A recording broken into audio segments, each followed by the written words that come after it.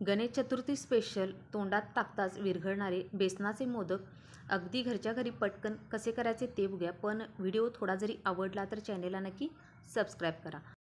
हे मोदक बनवायला अगदी जास्त वेळ लागत नाही, पटकन हे मोदक तयार होतात आणि पेढ्यासारखे अगदी मऊसूत हे मोदक तयार होतात। चला तर मग पटकन हे बेसनाचे मोदक कसे करायचे ते बघूया। तर सुरुवातीला गॅसवर मी कढई गरम करायला ठेवलेली आहे। आता यामध्ये आपल्याला अर्धी वाटी तूप घालून घ्यायचं आहे। तुपाऐवजी तुम्ही तेल वापरलं तरी चालेल। त्यानंतर तेल चांगलं कडकडीत गरम करायचं किंवा तूप चांगलं कडकडीत गरम करायचं। किंचितचं बेसन या तुपामध्ये घालून बघायचं। बेसन आपलं लगेच फसफसलं की समजायचं की तूप गरम आहे, पण अजून हे तूप गरम झालेलं नव्हतं। पुन्हा थोड्या वेळाने मी पुन्हा टाकून बघितलं, आता पटकन फसफसलेलं आहे, त्यामुळे तूप आपलं छान गरम झालेलं आहे। आता यानंतर आपल्याला यामध्ये 1 वाटी बेसन घालून घ्यायचं आहे। अर्धी वाटी तूप घेतलेलं आहे आणि 1 वाटी बेसन घेतलेलं आहे। आता लो गॅसवर आपल्याला एक 10 ते 12 मिनिट आपल्याला हे बेसन या तुपामध्ये किंवा तेलामध्ये आपल्याला भाजून घ्यायचं आहे। गॅस पूर्णपणे लो करायचा, नाहीतर बेसन आपलं करपलं जाईल। त्यामुळे लो गॅसवरच याला एक 10 ते 12 मिनिट थोडासा याचा कलर चेंज होईपर्यंत भाजून घ्यायचा आहे। आपल्याला जास्त हे करपायचं देखील नाही, थोडंसं याला भाजून घ्यायचं आहे पूर्णपणे लो गॅसवर। आता सुरुवातीला हे तुम्हाला थोडं घट्ट वाटत असेल, जसजसं वेळ जाईल तुम्ही बघू शकताय तसतसं हे आपलं बॅटर थोडंसं पातळ व्हायला लागतं। एक 4 ते 5 मिनिटानंतरच हे बॅटर आपलं अशा पद्धतीने पातळ व्हायला लागतं, म्हणजे आपलं तूप जे घातलं होतं ते बाजूला सुटायला लागतं।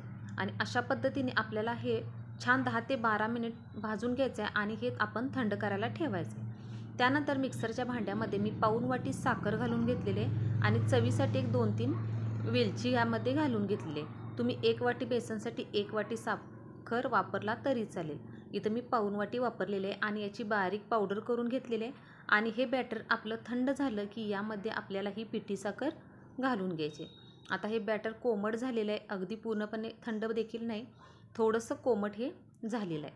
आता यामध्ये आपल्याला ही पिठी साखर घालून घ्यायची आणि याला छान असं मिक्स करून घ्यायचं। अगदी पटकन हे मोदक तयार होतात, जास्त अजिबात वेळ लागत नाही आणि तुम्ही देखील अशा पद्धतीने मोदक तयार करून बघा। आता थोडं मी हातानेच अशा पद्धतीने पिठी साखर छान याला मिक्स करून घेणार आहे आणि एक अर्धा तास असंच मी हे मिश्रण ठेवून देणार आहे, जेणेकरून पिठी साखर आपली बेसनमध्ये छान अशी मुरली जाईल। म्हणून चांगलं मिक्स करून घ्यायचं आणि साधारण एक कमीत कमी अर्धा तास आपल्याला हे असंच ठेवून द्यायचं आहे। असं थोडंसं मी याला पसरवून घेतलेलं आहे आणि अर्धा तास याला असंच ठेवून देऊया।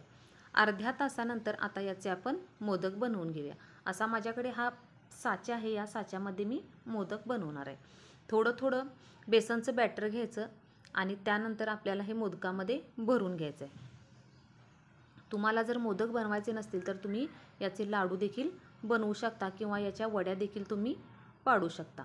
आपण इथं मी मोदक बनवणार आहे, तुम्ही तुमच्या आवडीनुसार लाडू किंवा वड्या करू शकता। या साच्यामध्ये सारण भरून घेतलेलं आहे। आता याला आपण हा मोदक बाजूला काढून घेऊया। अशा पद्धतीने आपला इथं हा मोदक तयार झालेला आहे। आता अशा पद्धतीने मी बाकीचे देखील सगळे मोदक तयार करून घेणार आहे। अगदी छान असे हे मोदक तयार होतात आणि पटकन तयार होणारी ही रेसिपी आहे। तर तुम्ही या गणेश चतुर्थीला तुम्ही अशा पद्धतीने एकदा तरी मोदकाचा नैवेद्य, हा बेसनाच्या मोदकाचा नैवेद्य नक्की दाखवा। तर अशा पद्धतीने इथं हे माझे सगळे मोदक तयार झालेले आहेत, अगदी पटकन झालेले आहेत। तर व्हिडिओ कसा वाटला हे कमेंट करून सांगा। व्हिडिओ आवडला तर चॅनेलला नक्की लाईक, शेअर आणि सबस्क्राईब नक्की करा।